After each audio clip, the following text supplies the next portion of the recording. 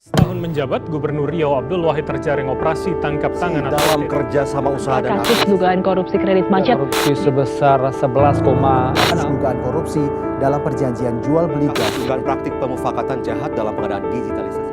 Diduga menjadi kasus korupsi terbesar di mana korupsi. Korupsi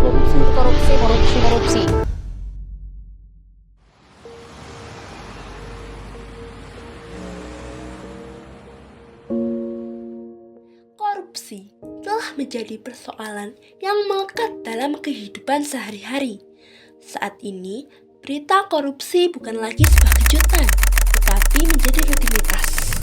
Seolah hal itu terus terjadi berulang kali di kehidupan kita. Hari ini kami memberi tempat bagi suara masyarakat untuk berbagi cerita tentang kehidupan yang sudah mereka jalani. Dampak yang ditimbulkan yang diam-diam membebani, membatasi, mempengaruhi kehidupan mereka sehari-hari.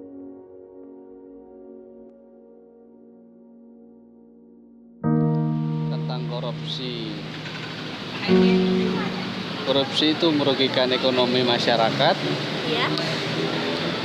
ketidakadilan sosial, kemiskinan, kurangnya lowongan pekerjaan. Kalau menurut kita sih sebagai orang kecil lah, sebagai orang awam ya kan, ini kalau korupsi ini sangat mengerikan, sangat menghancurkan untuk saat ini, besok, lusa atau kedepannya. Kan kita lihat di media-media dan bahkan kita lihat di depan mata itu pertama adalah proyek.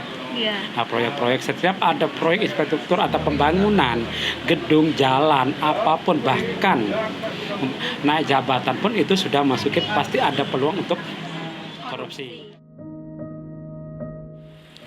Pandangan kami, korupsi itu tindakan yang melanggar hukum dan merusak moral dan mengkhianati kepercayaan publik. Terus kira-kira apa sih dampaknya bagi masyarakat? Mungkin kalau dampaknya sendiri kan kita dari masyarakat kan pastinya udah tentu kita diwajibkan untuk membayar pajak kan ya. Dan uang pajaknya kan nanti kita juga kan yang akan memakai, dan itu tentunya nanti pasti fasilitas umum juga kurang tercukupi gitu. Kita terus menanggung akibat dari permainan orang-orang di atas.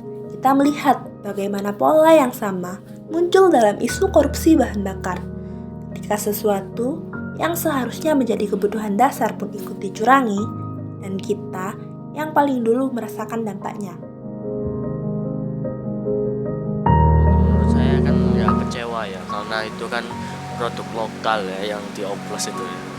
Jadi harapan kita kan untuk produk lokal itu kan berkualitas tinggi namun dioplos ya, dikarenakan ya menguntungkan satu orang lah.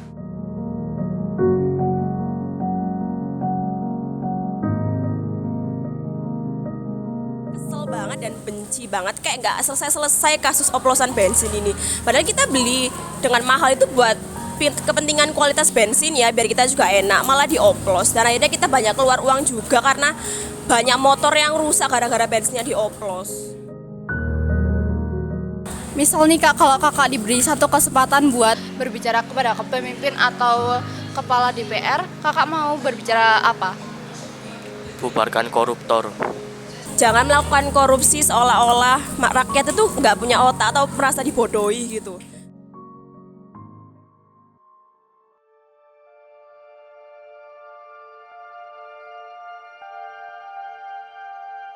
Setiap hari, rakyat kecil bangun dengan harapan sederhana. Bisa makan tanpa berhutang, bisa bekerja, bisa hidup tenang. Tapi kenyataannya, mereka terus dipaksa menanggung akibat dari perbuatan orang-orang yang bermain di balik meja.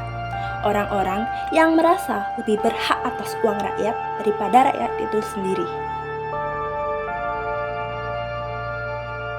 Ketika kapal kehidupan rakyat mulai bocor dan air masuk dari segala sisi, mereka bukannya memperbaiki, tetapi duduk santai di ruang kemudi. Mereka tak merasakan dinginnya air yang membanjiri kabin bawah. Mereka tak peduli panik dan teriakan orang-orang di dek paling bawah. Asal ruangannya tetap kering, bagi mereka semuanya baik-baik saja. Dan kita dibiarkan melihat semuanya begitu saja. seolah kesengsaraan rakyat bagai dongeng menyenangkan bagi mereka.